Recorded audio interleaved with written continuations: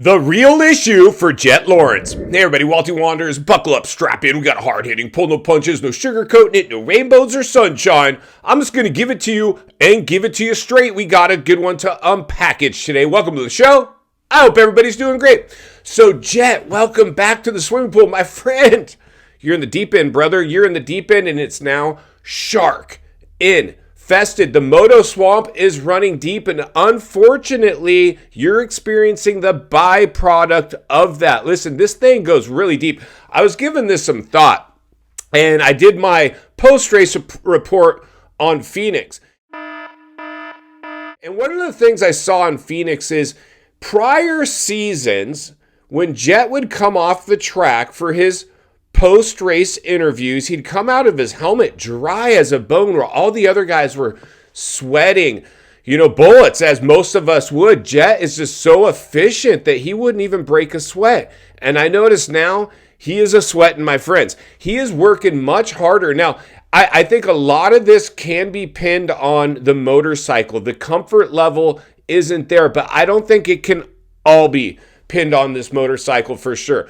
The reality is this: what I'm seeing is, when Jett pretty much owned everybody, crushed everybody's spirits. Everybody was pretty much, and some even coming out and saying it, like, it's Jett. We ought to try to compete with Jett. We're trying to figure out how we can keep up with Jett. Jett this, Jett that. I mean, he had them beat before he ever got to the track. And that's what confidence and race wins in the fashion that he was winning in will do to a rider. I mean, it's going to crush your spirits.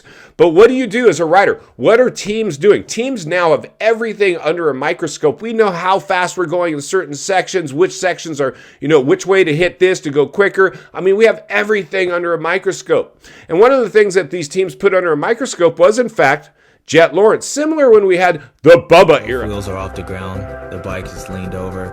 At this point, I'm just kind of leaning with the motorcycle, trying to keep my head upright so I can still, focus and concentrate. Everybody wanted to learn how to stay low, scrub those jumps, ride like Bubba. Well, a lot of these guys now are doing what Jett's doing. They're studying Jett's tape. How can we be more efficient on the bike? How can we rail corners without even putting our feet out? Where can we save a fraction of a second? And basically trying to duplicate what Jett was doing. And a lot of these riders have been able to incorporate a lot of that efficiency within their own riding style. I don't think you can recreate your riding style all the way, but you can incorporate certain things to give you more speed. So what I'm seeing is, unfortunately, with Jetson, and here's the thing, I think Jetson's identity has been a little bit robbed because, and understandably, the family, it's all about the family. It's now the Lawrence package. If you want Jett, you're taking Hunter too. It's all just one big company, one big package deal. A lot of it was probably to basically scratch the feel-good story of two brothers came from overseas to make a success, blah, blah, blah. And, they did a great job, probably a lot of PR people around them telling them how they should interact with each other. They were, a lot of horseplay between the two, kind of taking little fun brotherly jabs at each other, making it a feel-good story, a lot of derived stuff. But when the money came, a lot of our past champions got paid big money, but nobody's made as much as the Lawrence brothers, right? We all know that. In fact, his agent now is in hot water for putting fuel on that fire. They were trying anything and everything within their power to generate more revenue. And unfortunately, when that much money comes that fast, because a lot of our other champions, like the Bubbas, the Rickies, the Chads, the Villies, the Dunges. I mean, the list goes on. Those big contracts came, but never like this. It was never like year one ushered in the face of the sport, right? It was just this mounting, building story. You got paid according to past results, not future results. I think Jett and, Camp got paid based on their future projected earnings. So when Jett came out and said, like, I'm going for records, I'm going to go for 72 Supercross wins or whatever the case may be, his agent was negotiating deals based on those statements.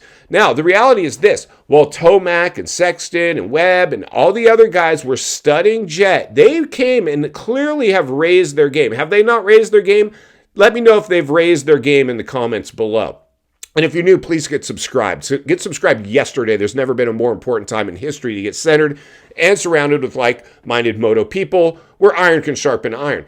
I believe all these other riders have clearly raised their game based on what I saw last year. But Jetson has kind of almost, I was going to say, stayed the same, but maybe actually went backwards. And I think a lot of it is the amount of money is there. So now, I mean, he's already got ridiculous, stupid money. I mean, more money than he knows what to do with. He doesn't even know where a lot of his money is, clearly, because now there's a court proceeding around that very thing. And I'm sure his camp doesn't want him worrying about the business affairs of the family.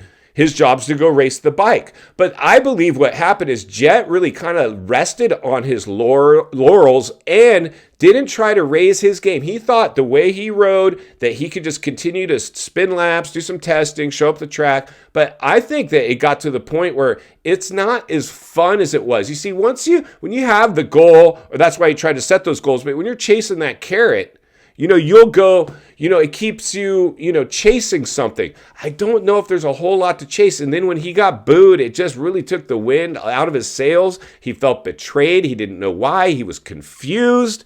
I mean, it was really hard, right? And then when they gave some lip, like the Americans don't like us for whatever reason, it's not that, dude. I mean, we've had this go on from the beginning of time. I think what a lot of us don't really like is the way we've seen the industry embrace shower you with money and then pretty much put you up in your own ivory tower and allowed you to have special treatment where other riders in the past would never have been able to do the things that you were able to do, merchandising, selling donuts and things like that's never been done.